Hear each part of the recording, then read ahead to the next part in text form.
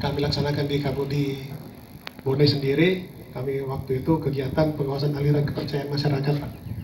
Kami mengundang rekan-rekan camat, Kapolsek dan Ramil sewilayah Bone Utara, dan akhirnya berkembang menjadi satu forum komunikasi Forkopimcam Bone Utara.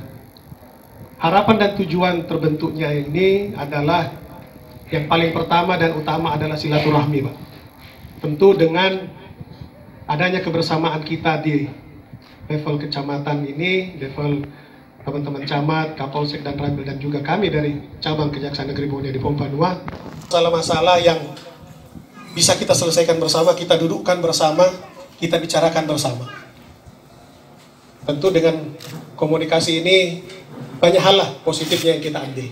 Kita kiran apa ancaman hambatan yang ada di wilayah kita masing-masing sesuai dengan tugas pokok kita masing-masing bisa kita selaraskan, bisa kita awal tahun 2020 ini kami bersama dengan Camat Awampone yang lama, Pak Andiko Sayeng, langsung menginisiatif bagaimana kalau kegiatan Coffee Morning ini kita laksanakan di Awampone.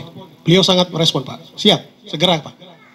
Akhirnya kami meminta untuk bagaimana kalau kegiatan ini kita laksanakan di bandara. Dan alhamdulillah kepala bandara juga sangat merespon, Pak. Dan kita memperlihatkan ini semua, Pak. Inilah bandara kita. Jadi kita sengaja buat di sini supaya kesannya lebih santai juga di luar. Yang mau merokok enak, coffee morning. Sebenarnya coffee morning pagi, Pak. Tapi karena sesuatu dan lain hal, karena kegiatan akhirnya kopi siang, Pak. Tapi tidak apa-apa.